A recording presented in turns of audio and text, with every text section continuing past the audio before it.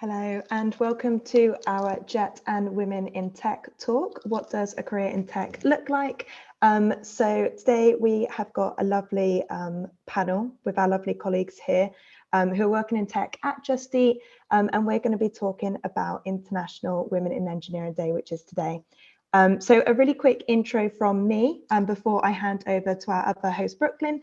So my name's India Lawton. I work as a product designer in Jet, and I'm based in England, based in the Bristol office. And I'll hand over to Brooklyn. Thanks, India. Hi, everyone. My name is Brooklyn. I work in product analytics and I'm also based in England, but I am based in our London office. And I'm really pleased to say that I'm also part of the STEM program. And it's lovely to have some of our women in tech and our STEM colleagues with us here today. So firstly, a big thank you to our panelists for joining us. We have Lisa, Monica and Agota. So it would be lovely if we could just start by each of you going around and kind of introducing yourself, what your role is within this wonderful tech company and whereabouts you are based. So I don't know if Monica, you wanted to kick us off? Sure. Hi there. My name is Monica Slattner. I'm a senior technical manager focusing on the finance tech side of things. I'm based in the beautiful Amsterdam office, and I'm so excited to be part of this group. Thank you. Agota? Hi, my name is Agota Kiss, and I am an Android engineer, and I am based in the Lucky to be here. Fantastic, and thank you. And Lisa? Yeah, hi, I'm Lisa Marena, and I'm VP of Information, and I'm based in the London office. I'm also a STEM ambassador and also help on the STEM program with Brooklyn in India. And I look after enterprise IT, which is like a lot of our internal IT across the organization in all our 23 markets, data, InfoSec, and platform engineering. Amazing, cool. Thank you so much, guys. And thanks again for being part of this panel. Like, we're really interested to hear what all of you guys have to say. So just to kind of set the scene and to start our discussion today. So 19% of the workforce in tech are women. And we know from ourselves and from the industry that it is very male dominated.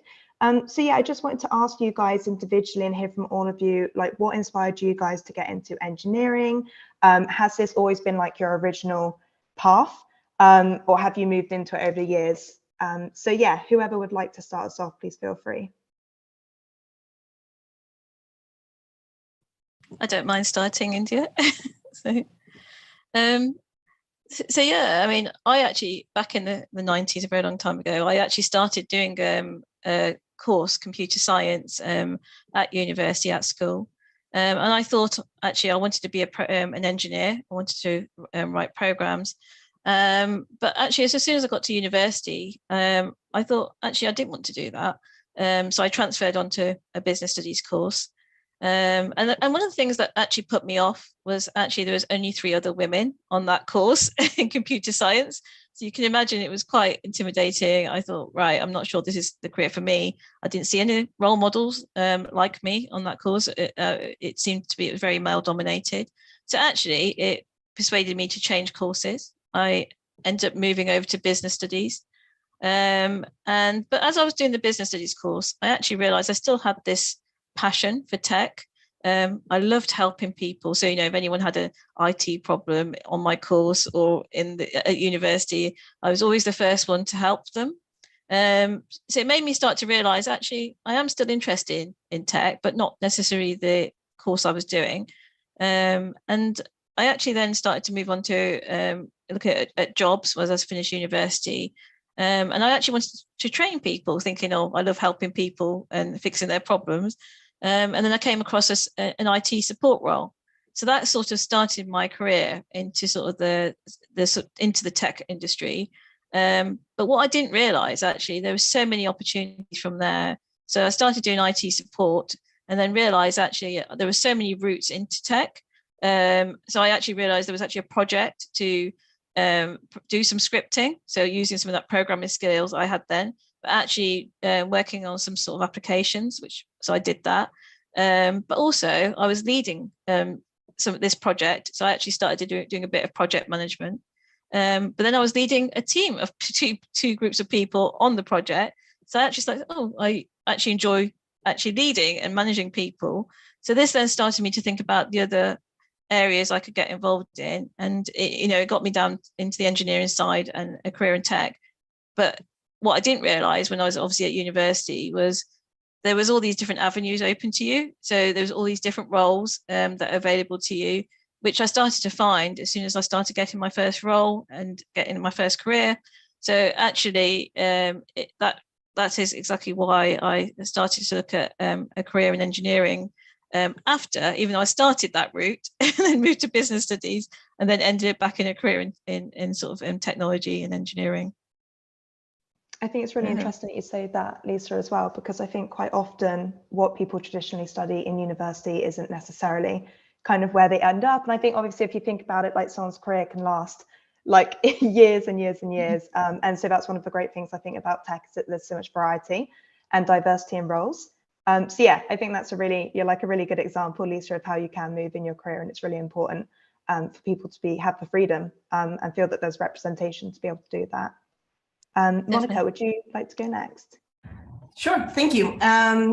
Yes, a little bit about me. I was born in Peru, actually, and then moved to the States when I was 11, around then. My parents were doctors, and my brother's a bit older than me, and they went into the business world. So I thought, maybe it's medicine or business. And I didn't really like any of those, so I decided I actually studied something completely different, which is political science. So a lot of research. I wanted to do a lot of good for the world. I still do in different ways. But to be honest, for me, the path for IT was never in my sights. I never thought that would be something that I could do, something that I would be good at and successful and be able to influence things. I started my career actually in marketing research and doing analytics, and then it brought me to looking at products themselves, but from the marketing perspective. And then I decided, this is really cool. I want to actually impact what people see and what people are doing. So I started working in product ownership roles at American Express in New York. Wonderful company, very supportive of learning and mentoring and challenging. So that was a really good start for me. Realized I had a knack for it. Loved working with developers. I love being able to solve problems. I think at the end of the day, that's what really drove me to this field much more. There's so many ways to solve them, and just seeing different perspectives, how they think, it really challenged me, and it really encouraged me to learn much more. And then by luck and by encouragement from mentors and peers, I was able to start leading a group of engineers, solving more problems, more challenges, and that brought me also to Just Eat, and now I'm working in the fintech world, and I love it. Still challenged, still learning. Started learning some courses on my own about programming. The curve is big. There's always more to learn. Always more to learn. But I think that's what keeps it interesting and fascinating for me. There's never like, now you know this theory, and now you can apply it. It's not like that. It's you maybe you learn a concept, but then there's so many different applications that you can do. I'm still loving it. I love the people that I work with, and I'm super happy to be able to come to a forum like this to also encourage other people that maybe didn't think they could do something like this. Indeed, it is possible, even if it's not something that you've thought about. There's so many. My career was never linear, right? It's not. I always thought after university, okay, I'll be doing this, and then the next step. It wasn't like that, and I encourage people to take chances, to take risks, to learn from those risks. I finally found my passion, and here I am. Amazing. That's so good to hear, Monica. I think definitely what you've just said about taking risks and taking opportunities to learn and grow. Like, I think that's something that's super important. And yeah, like we just mentioned, like careers are super long things. And it's really important that you can balance that and you can find something that you love and what you're passionate about. And it's amazing, yeah, to hear the amount of things you've learned. Like, you've learned so many new skills to kind of adapt to different job roles over the years. So yeah, that just sounds brilliant. Cool. Agota, would you like to go next? Yes, so yeah, I've come a long way as well. I actually graduated as a pharmacist, and I worked in pharmacies and at a pharmaceutical wholesaler company for 3 years after graduation. And it is a great occupation, right? So I was moderately happy with it. And again, I thought that, okay, now I have a job, now I have an occupation. This is what I'm going to do for the rest of my life, probably. But so my dad is a software engineer as well. And growing up, I watched him walking around the house, thinking about problems and arguing with his computer because his code didn't do what he wanted it to do. And then his face lighting up when he found a solution. And I thought that, well, I'm not feeling like that about the things I do. And I guess I should feel like that. So I thought, well, I have nothing to lose, so I might as well try it. So I started a Udemy course learning Java. And that was a really good start. And then I came across Android, and all of a sudden the code I wrote turned into buttons that you can push, and I made them do something. So it added a lovely little extra sparkle, and I found it fascinating. And we have an app for everything now, and I just thought that this is amazing. We have endless opportunities. I have endless opportunities because I can make them happen. And yeah, here we are 4 years later. I'm still very excited about it. So, and again, what Monica said about solving problems, that's what keeps me excited about IT. And again, having to learn new things all the time, because it's not like, okay, I did a course, now I know how to do things. It's always something new, a new technology, a new best practice, or so you never get bored. So. That's amazing. No, I definitely agree. It's amazing as well, just speaking to all three of you, like how much you guys just talking about like your career paths have evolved like over the years or like over the months. And I think that's one of the great things about tech and engineering, is just the endless possibilities to kind of move and evolve like in your roles and to get more experience. So yeah, thank you so much for talking to us about your kind of career. So one thing I wanted to talk about is actually focusing kind of on your guys' careers or experiences, whether it's right from the day when you guys were thinking about going into your chosen field, right through to kind of, I don't know, your last meeting last week or something. Can you guys talk about maybe challenges that you guys have faced? So either challenges that are ongoing, repetitive challenges that you guys find being women who are working in engineering. So I'll hand over, please, again, feel free to speak. I can kick it off. I have a lot to say about the subject. I mean, everybody's experiences challenges. It might be different from person to person, of course. I think for me specifically, my biggest challenge is that imposter syndrome.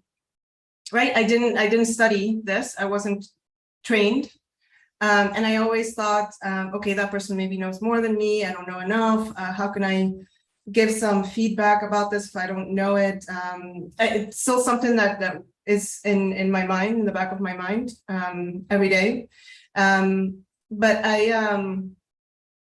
I was listening to a podcast the other day, Scott Galloway, and he said something that was brilliant that I wish I had known way back then, that everybody has the imposter syndrome all the time. So it's that was very comforting for me, that you can challenge things. And I think that the other challenge, when I was working at a company in New York, it's a very competitive market. So there's a lot of competition. People want to speak up. And as my personality, I'm an introvert, right? So I need to think about things first. And you have a lot of extroverts leading the way.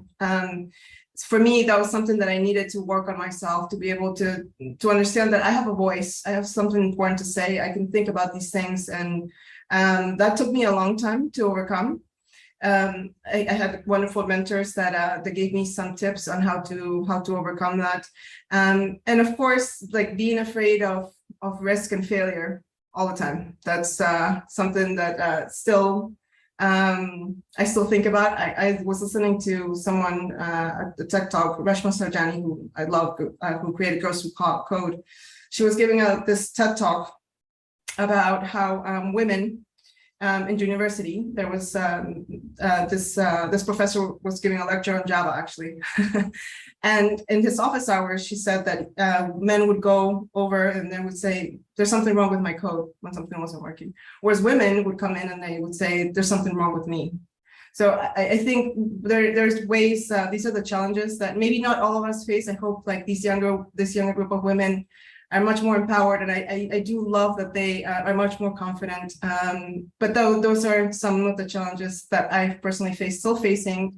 But luckily I have a great group of friends and peers that are very supportive and have helped me along the way.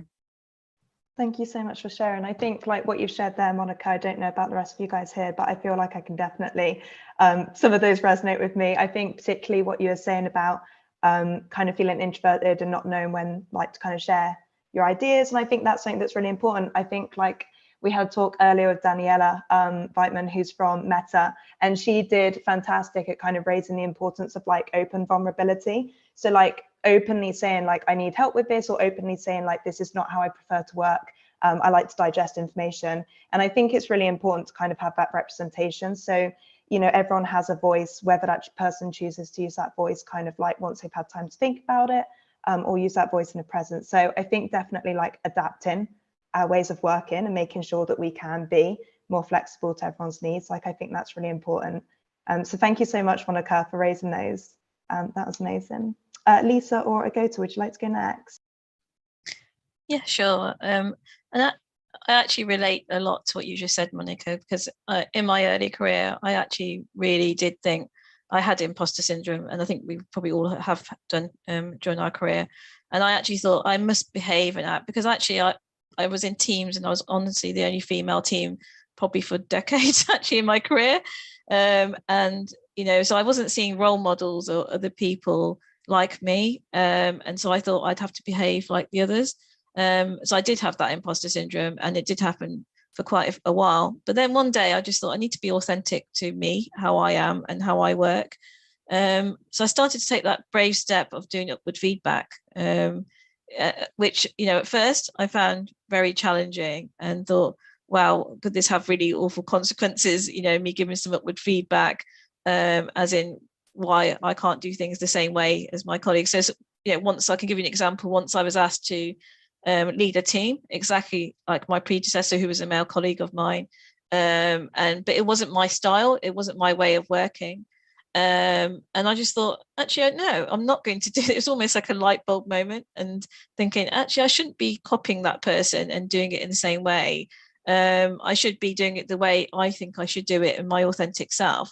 So I do remember having that awkward first conversation the first time I gave the upward feedback. But actually it was taken very positively, probably because they hadn't thought about it, my manager, and it did actually help me and my confidence grow and actually do it more. And I think also what helped is I had a female mentor, and I think, Monica, you mentioned this as well, is I had a role model and a mentor I actually worked with who actually championed my career, and I went to for any support and guidance. And that's been really important through my career, having someone I could actually talk to actually talk through any of those moments with. And I think, as you said, you do sort of default to what's wrong with me rather than what's wrong with your code. That is definitely correct, because I think I've had moments of that as well, Monica, as well. But actually, I started to sort of, there's been jobs that have come up which I would never have thought of applying for. But now I actually throw my hat in the ring. I don't think, oh, I must be able to do everything. I actually think I can do a lot of that, but I think I should have a go and I should apply for this. And I think that's also another important thing, is that sometimes you can think, actually, I'm not good enough for this role, which is what I thought. And I changed my way of thinking a little bit with the support of a mentor, support of giving upward feedback, which has really helped my career throughout the last few years. Amazing. Thank you, Lisa. I think you raised like a really good conversation topic there of just like role models and like representation. Like, I think all of us probably agree in the fact that like role models and representation are really important to help kind of get more people into engineering. And yeah, it's just really interesting. We can discuss about this afterwards, but yeah, it's just really interesting to know like how you guys feel about role models and like communities and support. But before I'll let Agota, sorry, please go ahead. Yeah, so in terms of challenges, I do think that my biggest enemy is myself, because again, let me repeat, everyone, imposter syndrome. For me, it is not daring to questions sometimes, because again, I don't have a computer science education, so I just automatically assume that everyone else knows that. So if I ask these questions, they will know that I don't know, and I'll be found out. And yeah, the way I try to think about it now is that, okay, I do think that there are stupid questions. Lots of people are saying that there are no stupid questions. There are, but it's okay to ask them, and asking a stupid question doesn't make you stupid. So, and more often than not, it turns out that other people were wondering as well about that. So yeah. I think that's like a really nice way of saying it. I always say something similar as well. Like literally most time when you're asking a question, most people have the same question. Everyone's just too scared to ask. So I think sometimes it's really important if you have the confidence to be the voice, and just hope that, again, like you're representing like kind of a confidence that other people want to aspire to. So I think that's really nice. Agota, I'm just aware of time, but quickly, does anyone kind of, a quick question for all of you. So we've talked about role models briefly. But do you guys do you actively have mentors, or do you actively seek like communication with role models, or do you place yourself like within communities? I know obviously at this talk, a few of us here are either part of a women in tech community or we're part of the STEM community, but how do you guys like use those tools, or do you use those tools to kind of help you within your career?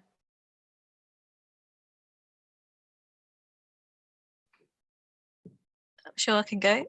So I think India, obviously, we're part of the STEM community and women in tech community with you and a lot of the others on this call in Brooklyn.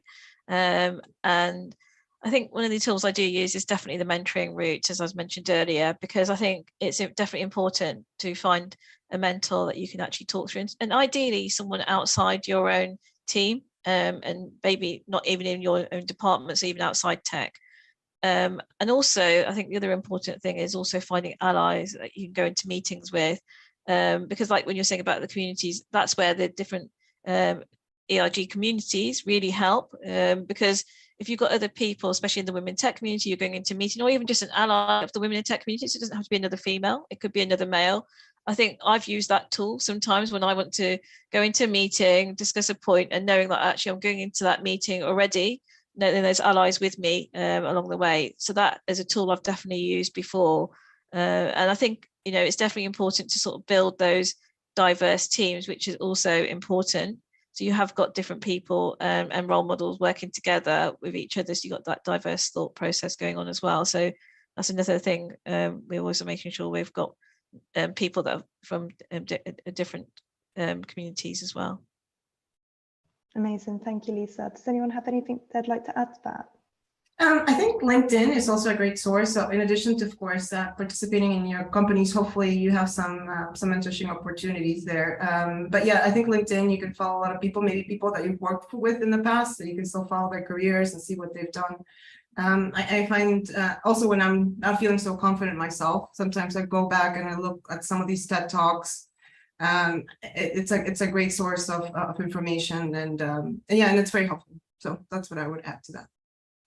Amazing. Thank you, Monica. Well, not necessarily role models, but I'm very lucky to be able to work with so many talented and intelligent women here at JET. So my teammates, and yeah, they are inspiring. They are smashing it. So yeah, it just makes me believe that I can do it too. Amazing. Thank you. Thank you, everyone. Yeah, thank you for talking all about role models. I have a question actually kind of directly for Lisa, if she doesn't mind, but I know that you've kind of initiated the STEM program here that we have at JET. And when I joined nearly 3 years ago, it was a really big factor for me kind of joining a company such as ours that had this sort of opportunity to talk to students. And I know you're very passionate about getting young people into tech roles. So thinking back to that stage of maybe what some of our audience are at now, and then thinking about the different routes that they could go down. I know individually you spoke about your diverse sort of career paths, but have you got any sort of information you could share, Lisa, about the different roles that there are in engineering and those different routes like university, apprenticeships, etc.? Yeah, sure, Brooklyn. So the first thing I would actually say to any young person that's watching this, don't think that if you've chosen a path that you can't get into a career in tech. or any STEM related career. I've known people, and also there's different routes. You can go to university, you could go to apprenticeships. And we've even had people that have come through our call centre that actually have started a job. They've come and worked with us because they know we've got a big tech team, and they've actually built connections that way and applied for their first job, even just as a support technician. And you can go from doing a support technician role to actually then looking at an engineering role. So you actually, it's a good entry point, actually, if you're coming into a tech company, you think, actually, I'd love to have a career in tech. But don't think just because you've done an English degree or a business degree that's not valid. Like I said, I did a business studies degree in the end, but I've ended up in a career in tech. But as part of that business degree, I learned a lot about finance. I'm doing budgets now as part of my day job, so that's been a really useful skill. I also had to do lots of presentations as part of my degree in business studies. I have to go to meetings, present a lot, so that's also not a wasted skill. I think also I did a little bit of coding. I did that in my very early career. I realized that it wasn't something I wanted to do all the time, but actually it gave me a path to go on to other things as I was like leading teams doing that. So what I would actually say to you is, don't think just because, and don't put so much pressure on yourself right now at this stage, as you're choosing your subjects, thinking that's it, I've chosen that's the career I have to go into. I mean, I changed courses while I was at university. I changed from computer science to business studies while I was there, and it's really hard to do. And I didn't have any role models. So what I'd recommend you doing is, I know that we're working with a lot of partners at the moment to help us with mentoring programs. So, if you have the opportunity in your school right now, please reach out to teachers and partners and look at opportunities right now with employers where you can have the opportunity to link up, go onto a mentoring program, get some work experience if you can. I would look at what opportunities, and STEM Learning, I know, are hosting this event today with us. They've got lots of opportunities where they can also link you up with lots of schools and organizations. So I would look at all those opportunities, because honestly, if I wish I went back a few years, or quite a few years actually, I really wish there was those opportunities available for me, because I've actually accidentally found my path. But there's no right or wrong answer. There's any route in, and don't think it's too late, because that you can bring multiple skills to any role within tech, and you can pretty much do any course, and I'm fairly sure there'll be a career somewhere for you in technology. Amazing. Thank you, Lisa. Yeah, I really resonate with that. As someone who did a physics degree at university and now works in data, I didn't know that my role even existed when I was starting to take kind of my next steps in my further education. I'm conscious of time, and we do have a few questions that have come through. So kind of to wrap up, I'd love to ask everyone, just to end on, looking back, have you got any kind of final piece of advice that you would give to your younger self if you think back to when you were kind of in the last stages of school?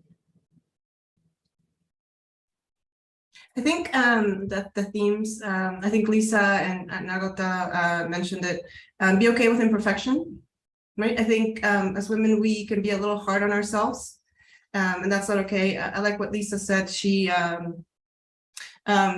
shot for like these roles that maybe she thought she wasn't like ready for, but she was. I think a lot of the times women think we have to have like the whole list of qualifications. Just shoot your shot, risk. That's what I would have said to myself when I was a bit younger.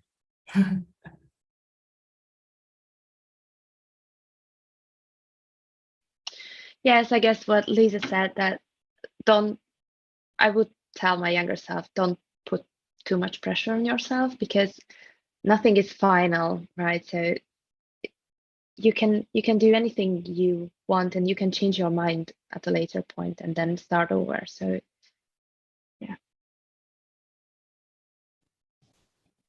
Exactly as Monica and Agnes said, it's, do not put pressure on yourself. I know sometimes when you're doing your A levels, it could feel like, or your GCSEs, it could really feel like, or whatever relevant qualification around the world that you're doing, it could really feel like you need to do those subjects to get into this career.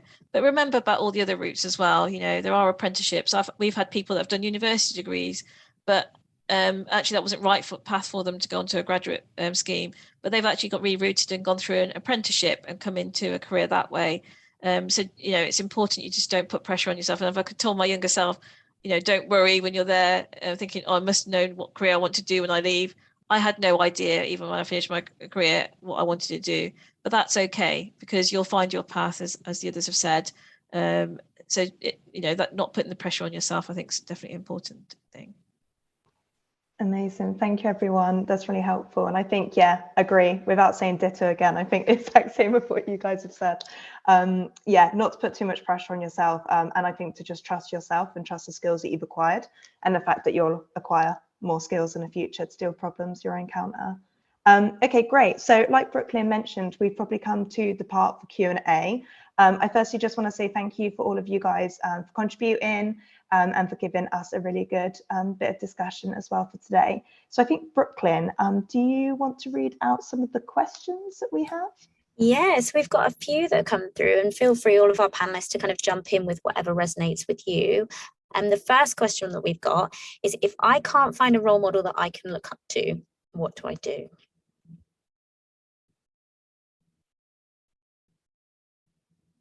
That's an interesting question. So maybe I can start, right? I'm Latina, obviously, right? When I was growing up, there weren't a lot of Latinas in tech. So for me, I would have preferred maybe to have someone of my own background. I think now there are so many more. So maybe in your company, you might not have someone that you have the same life experiences, but I think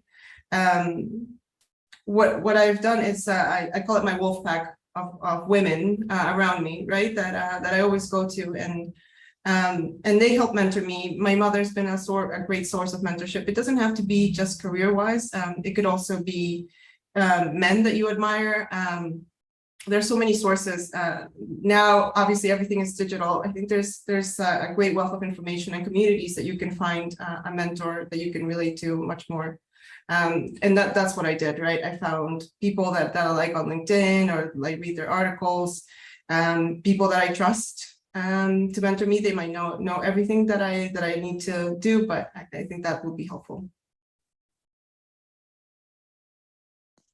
Fantastic. Thank you for sharing, Monica. Yeah, I know what you mean in terms of, like, we generally seek role models who have had a similar sort of background, experience to us, that whole story of we can't be what we can't see. But what you're speaking about, the power of allyship and finding people who don't necessarily identify in the same way as yourself, also being your cheerleaders within a work sphere is really powerful. And hey, the power of you then becoming that role model because you couldn't see it before, you then becoming that role model in future for the next generation. Thank you. We have a question here, and maybe this is suitable for you, Lisa, as part of the STEM program, but where can students find mentoring opportunities? Yeah, that's a great question, Brooklyn. So there's a lot of organisations that work with young people, and I think that's usually a good link in. So I'd actually, if you're at school still, I'd actually talk to your teacher, so they may be already connected to one of those organisations. Some of them is like STEM learning. We have got some mentoring programs, mentoring companies that we're working with, like Career Accelerator in the UK. We're looking at one of the ones, Hello Mentor in Netherlands, for example. So definitely talk to your teacher or the organizer or your school or your community that you're with. But honestly, on the internet, there's a lot of organizations that are doing this that you can subscribe to, and I would recommend doing that, because I think there's a lot more paths that weren't available probably a decade plus ago that you can actually join, and you actually get to meet probably other people like you as well. There's usually another routine, I think, when we were talking about the previous question for role models, but that's usually, I think that's definitely a routine. I would suggest that way. Fantastic. Thank you, Lisa. The next question, I think it would be lovely if Agota started with this one, and feel free if anyone else had anything to kind of add, because I know, Lisa, you've definitely been in the hiring side of this, but how do you suggest preparing for interviews for engineering roles? That is a very good question. Well, so from a technical point of view, I would probably start with researching on the internet, because there are websites like Glassdoor and other people did interviews to that specific company. So I would start with that. And also in most job specifications, they tell you what kind of technology they use, what is the product, so you can identify identify specific areas that you need to be prepared in.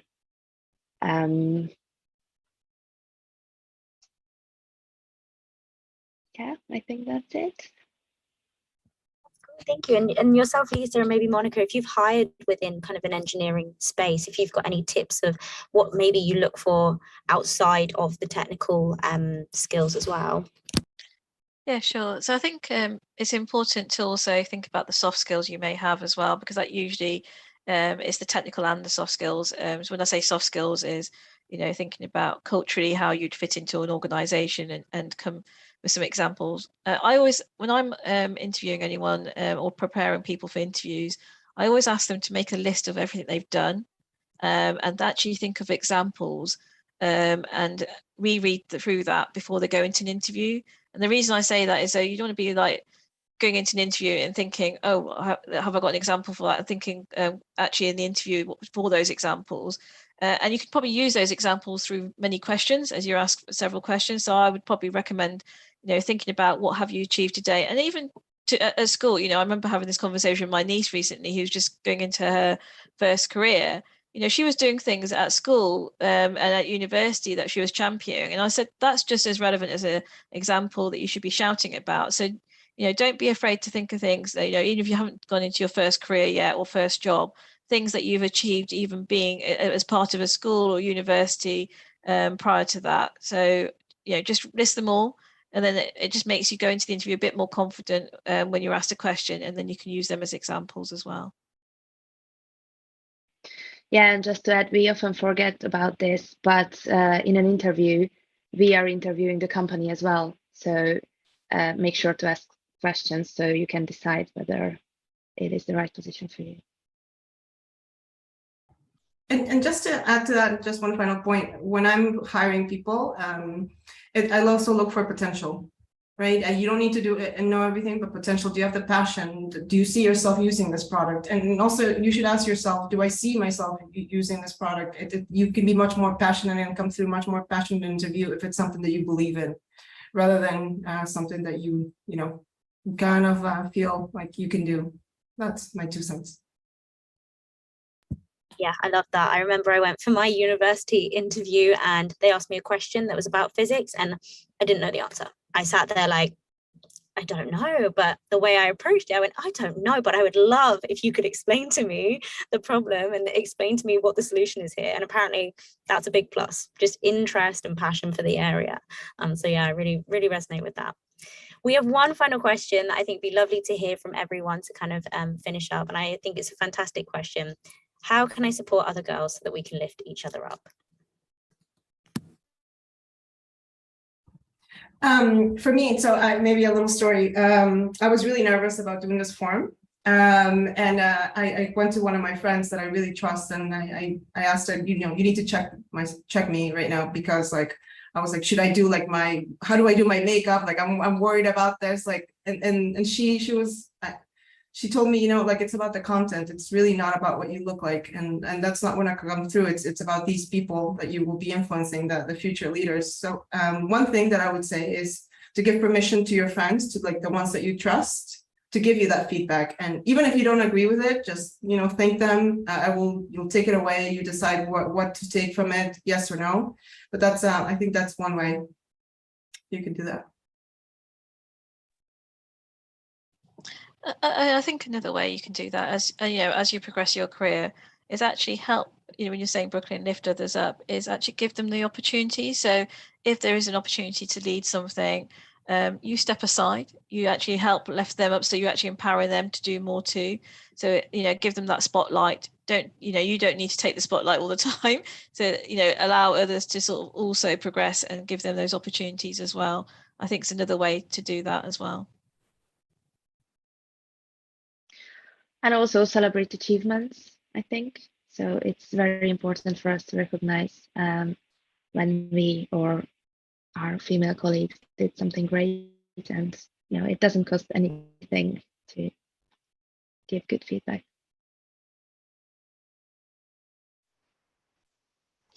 Amazing, cool.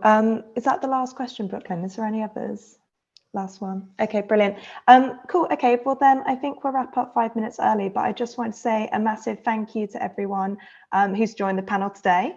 Thank you so much. I really appreciate the time you've given to this, and it's amazing to hear all of your experiences and also just your thoughts, opinions and advice. I've definitely learned a few things as well from this. So yeah, I just want to say a massive thank you. A massive thank you for the tech for helping us with this. Also for STEM Learning as well for hosting this. And yeah, this is available on YouTube afterwards. And hopefully if you've got any other questions, hopefully you can like lean on people and yeah, ask people about these. And yeah, we're looking forward to STEM and Women in Tech to bring in more events like this in the future. So yeah, thank you for joining.